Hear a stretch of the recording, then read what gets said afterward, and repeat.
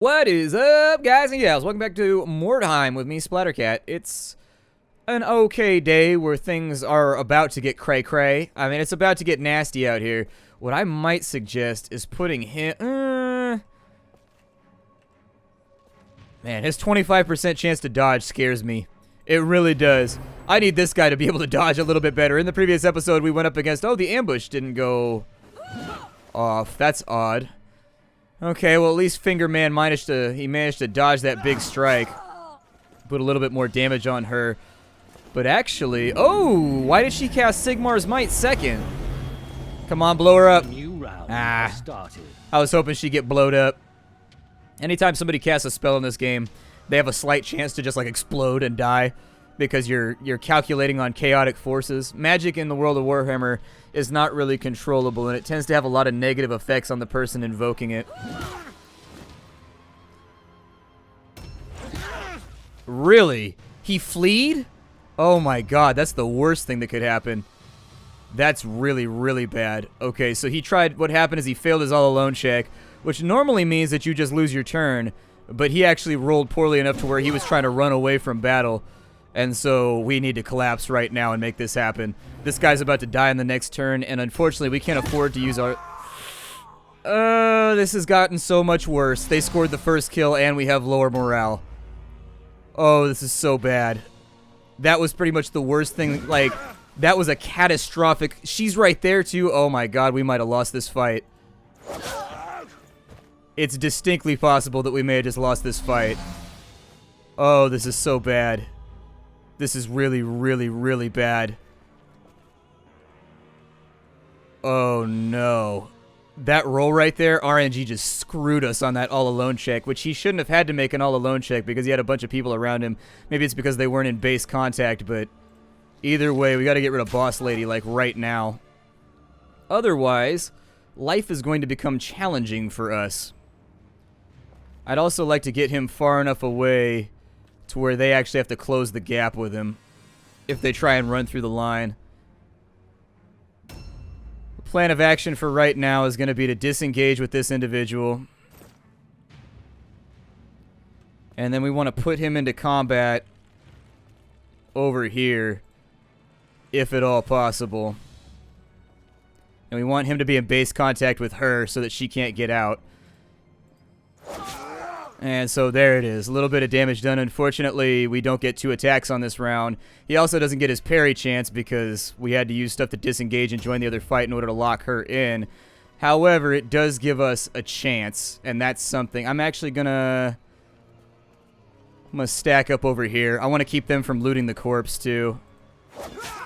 And there's the kill. Okay, so we're back up to even. Now, everything went wrong for us on that last turn, but everything went right for us on this turn. And so it's important when you get frustrated by RNG, I have to constantly remind myself of this kind of stuff. The human brain hates probability and chance. Like, it just does not like to wrap itself around. I don't want that at all. Go away. Anyways, as I was saying, the human brain really, really, really hates probability and chance. And so when you have a turn where everything goes wrong, like it did on our poor Youngblood over here, speaking of which, it is going to suck going into battle without him in the next couple rounds. I'm going to lock her up so that she has to make that same check that she screwed us with on the last turn. A new round has started. They still have one hero on the field who has not joined this fight, so we need to drop her on this turn. On the next turn, we need to drop her. Basically, we want to keep the enemy trickling towards us because all they have to do is knock out one more guy and we lose. So we need to keep the initiative here. We need to make our rolls, and we need to make sure that, you know, the fights that we're fighting are worth our time and all that kind of stuff. Yep, we need her out of action as soon as possible. ASAP, ASAP. On this side, let's go ahead and rejoin the line real quick, although without our Youngblood, it's a little disappointing. I do wish that we had him. She's going to charge him since he has no parry chance. Oh, she missed of her own volition. Oh my god. Okay, well, there you go. Good luck favors us. Things are happening. She threw out a major whiff right there. You know, I'm thinking they're going to come from behind and get the archer. Is there any way to get around from behind right here? They would have to go all the way around the horn, but I keep expecting somebody to break through one of these buildings right here. The AI loves to flank. And so every now and again, they'll do something cray-cray like that where they'll come out and ambush somebody you weren't expecting to get ambushed. Why does he not have his buff? He landed a shot last turn. That's weird. Okay. Well, whatever. I guess he's just going to miss for right now. And therein lies the big problem, is either landing the first hit or landing the hit that allows you to conduct yourself like you want to maintain that buff as much as possible. It's sort of like when you play as Chaos, you want to keep them on Overwatch as much as possible because it maximizes their chance of hitting. This game is all about minimizing the amount of rolls that you have to take and maximizing the amount of rolls your enemy has to take. Because the more you roll, the more, well, actually, I guess it's arguable, but either way, you want to minimize the amount of dice you have to roll. You want to keep it on. You want to keep things as standardized as possible. You want to bank upon the sure things happening rather than the things that rely on dice. There's nothing to get from Fieglerman right there.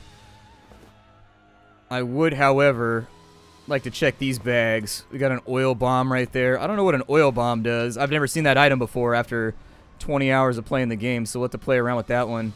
I do want all this stuff, though. We gotta pick up as much loot as we can. This is gonna be kind of a pointless mission for us, especially if Fieglerman gets wounded, which I'm a tiny bit worried about. 78, not the best chance to hit, but it's something, so I'll go ahead and throw it out there. Lock him down and dodge. We still have nobody else coming for us, which is a good thing. We want to bum rush her. We essentially want her to feel as lonely as possible, just like 8 dudes dogpiled on this lady, just smacking her with clubs and cudgels and every other object that we can possibly get our fingers around. She actually made her roll, which means she gets to take her turn as normal. That was the roll that we failed that caused, actually he critically failed. Normally when you fail it, you just lose all your offensive points and you can only use strategic points, the blue points. However, our character failed so catastrophically that it forced him to flee from combat, which is bad. Let's see if we can score a kill here. My archers almost never get kills, and so it's nice every now and again to add an old scalp to the belt. I think he already reloaded this turn, so let's go ahead and we're going to wait here for a minute, and they failed their route test. The battle is over, and we are victorious. And so that went from very, very bad to not quite so bad, although the rewards were definitely not worth it. The 24 gold that we made off this mission is almost entirely going to pay for medical bills and also our mercenaries fees. We probably should have gone for the brutal mission because it's not actually that much more difficult, but I was worried we were going to roll somebody like Skaven, which would make it a lot more difficult to accomplish, so... When the Baron hears how you decimated the enemy, he will be as pleased. He may even send a bit of gold by way of gratitude. I bet he won't. Nice. People in this game are stingy as hell. I never get any rewards. So Leonhardt has won. You get the underdog bonus, too. If you play at a higher difficulty, you get bonus XP for winning. So that would be another reason if you're trying to level people up very quickly and get to the end game, take the underdog bonus as much as possible. A near-death experience. Almost at death's door, the warrior astonishingly manages to survive and pull through. It gains an experience point from his amazing feat of survival. I might just fire him and hire a new one. I'm not trying to be a hater right now, but 5 days in this game is entirely too long when I'm relying on him. I may just hire a second one and have him run until that guy comes back, and we'll see who has the most XP at the end. You have a lot of reserve slots, so sometimes it's not worth it to fire somebody, but you want to treat it kind of like XCOM, where you want to send people home if they're not worth it for combat anymore. And 5 days is actually a considerable amount of time in this game. That would be the equivalent of somebody in, like... that would be like somebody in XCOM being out for like a month, basically. It's just like, is it even worth it to keep them on the roster anymore? So we got some items. We got a helmet. We got 28 gold crowns, Greta's boon, 6 wordstone, amulet, heavy armor that I just bought. Fantastic. I love it when things happen that I call like that. So anyways, we have fighting claws. We'll make a little bit of money here. Not much. Yeah, it was kind of a pointless mission, but it brought us up to 60 stones, so we're getting closer to the amount that we have to send off to our boss. I prefer to have this done by maybe day 5. Let's go back to our warband management here. I gotta sell some stuff at the shop first too to pay for the fact that I gotta let's pay our bills first. It also keeps your, if you're 15 really for that one injured warrior, it's 15. Oh my god, that's so expensive. I think it's 3 gold a day or something like that. But let me see if I can diminish that slightly. We can go to the veteran system, and because I played all weekend, I unlocked a bunch of veteran stuff. And so what you can do is you can make veteran skills on this side, but you can slot them in. And so commander makes it cheaper to have leaders and impressive warriors, but the one that I'm interested in is healer. And so it reduces the treatment cost of wounded warriors by 2 gold coins. So that would be 2 gold coins per day, I think, which means it should diminish that cost by quite a bit, unless we got really, really unlucky. And if we max that out, it lowers it to 4. So, let me see if that actually... Does that take effect today? Or does it take effect... That's weird. How did it drop from...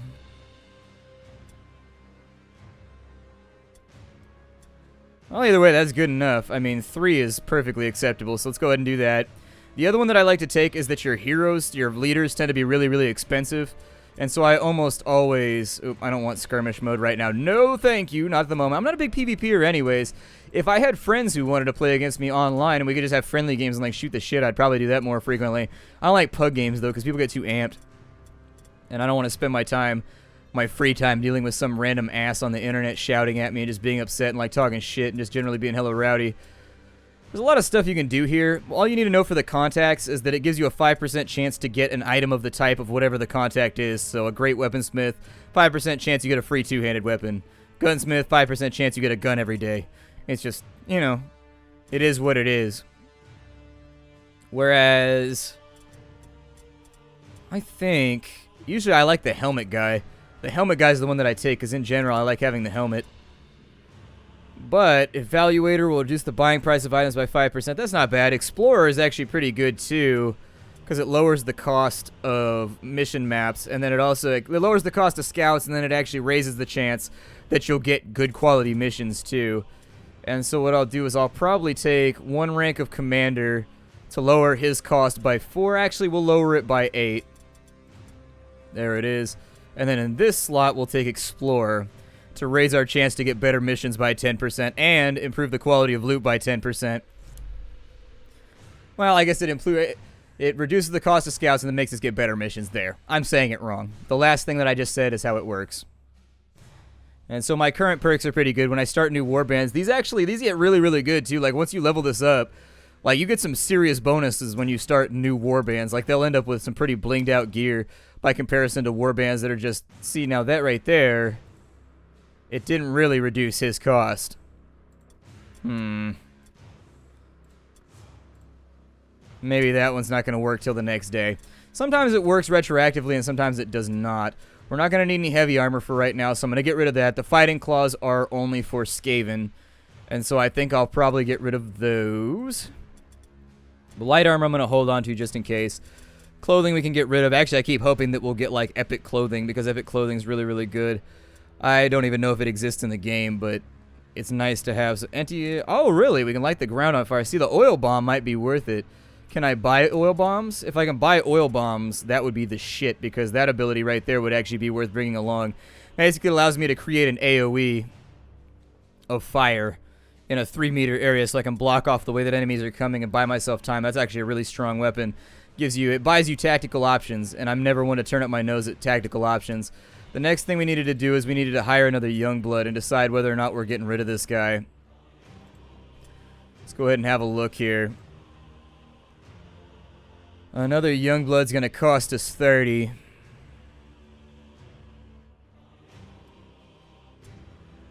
Oh, really? He's Feelerman too? Look at that, we got his brother. Got 2 Feeglermans. Alright, so apparently we are doubled up on Feeglermans right now. Yep, we've got Otto and Fritz Feeglerman. Fritz Feeglerman's got alliteration, though. That's what I like about it. We don't have enough money to do our upgrades. I know people are going to be mad at me for not doing skills or anything like that. But skills are one of those things you kind of have to wait till later to have enough to get anything really done. I'll probably just keep pumping up leadership with my leader, because that's what he is. I don't know if it's a smart idea, but I'll take it at least up to 12. On this character, I'm probably going to go with weapon skill. I'd like to get his hit chance up reasonably high. As far as his abilities over here, it's going to come down to what skills you want. And so you'll probably want to take a look at his skills menu before you allocate these points. Leadership's not a bad call. Intelligence is largely reserved for mages. And alertness has kind of like a bunch of random little skills that, here, we'll show you. Let's see, let's go to the hero. Well, here, give me the other Fritz Feeglerman then. So what you would want to look at here is you've got abilities that are corresponding to each of the stats. And so, for example, for active skills that involve perception, you have Staggering Blow. So it's a melee attack that does regular damage. If hit, they gain a debuff that reduces their initiative. There's Stimulus, which increases your initiative by 10, cannot be used while engaged.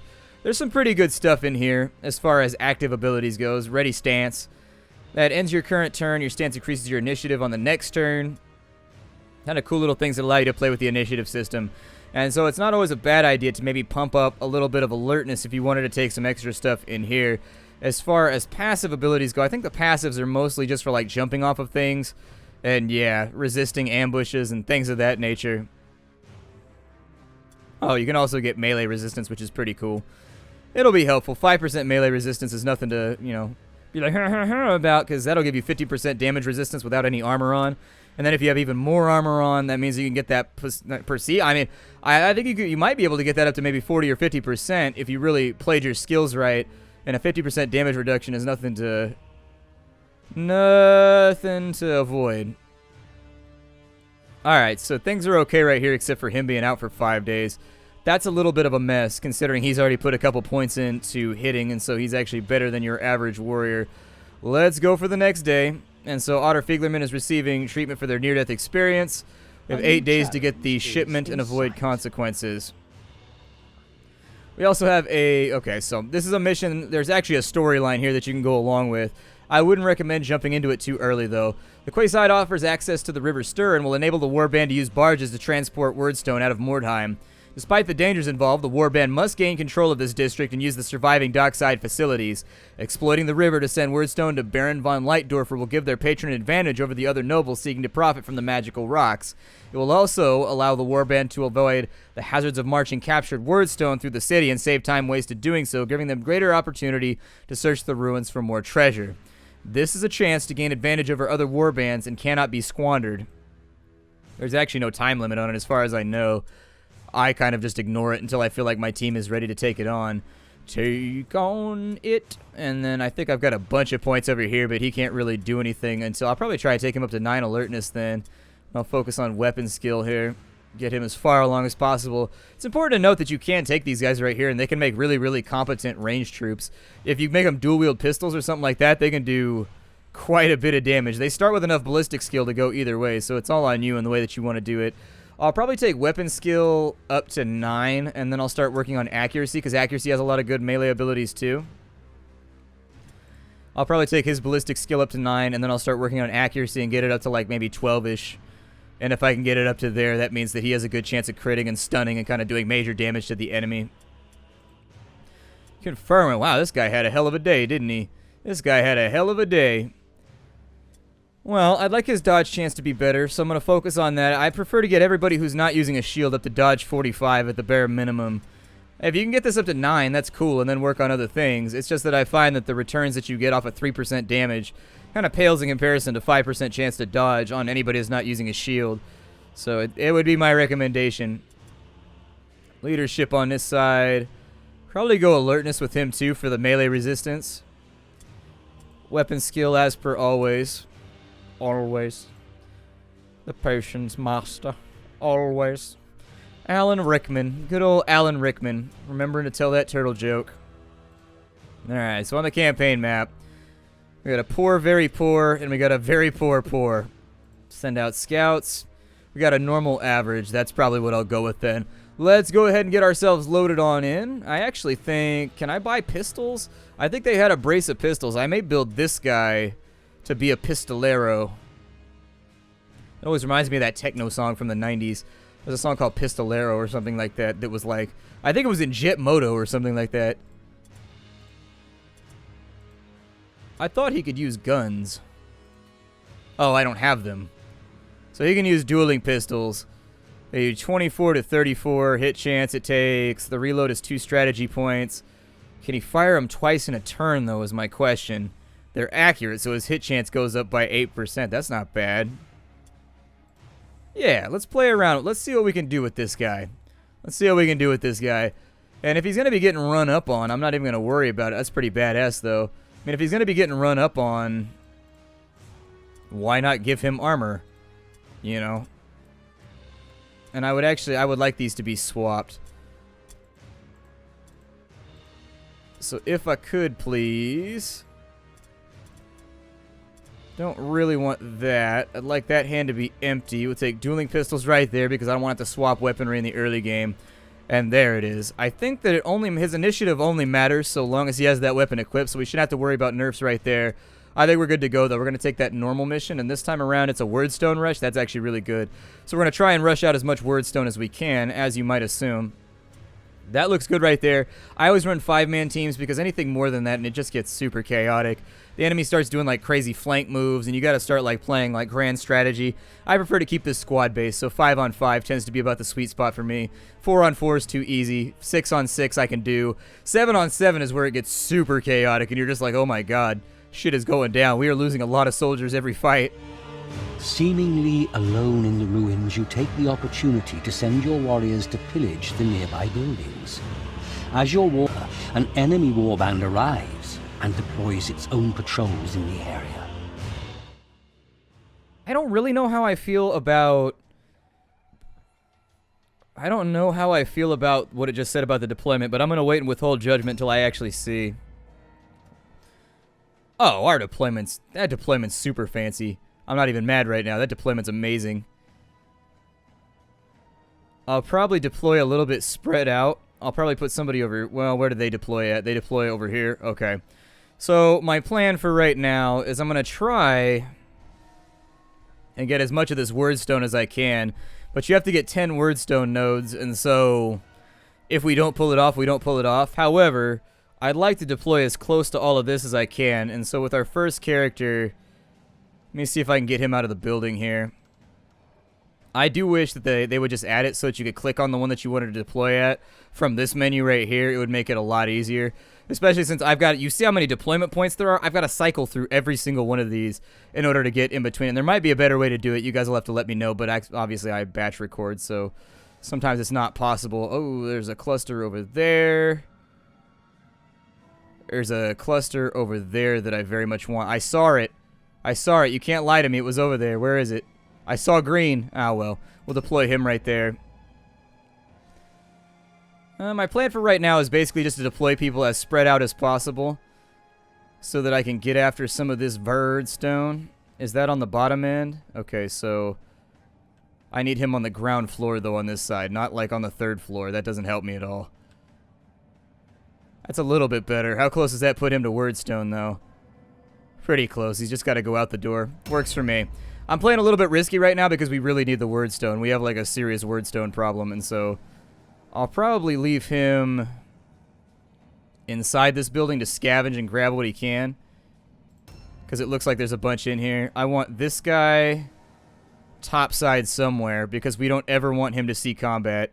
We just want him to be up on top of something and firing at enemies.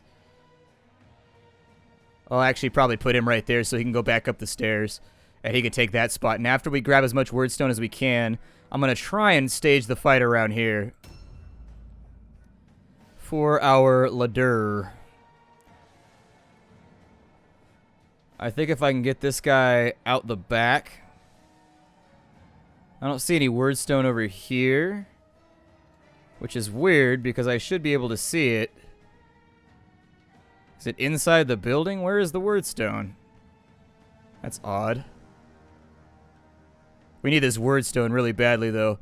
Like, we need at least, like, a cluster today if we wanted to be ahead of schedule. And so, this is kind of taking on, like, real-life overtones where... That's weird. It says there's supposed to be wordstone, like, right here. I'll leave him right there. It'll be fine. Oh, we're up against Skaven. Okay, well, that's not good. If we're up against Skaven, that means we have, like, a turn before they're right on top of us. So my current recommendation would be that we just need to regroup before somebody gets isolated and left out in the cold. There is, however, a big cluster over there, and I kind of want it, so... Yeah, go ahead and jump down, I guess. 11 damage to oneself, unfortunately. It's not that far of a jump, either. Not that far of a jump. Oh, well. What are you going to do? A little bit of wordstone over here. I'm going to grab this shard real fast because we need it.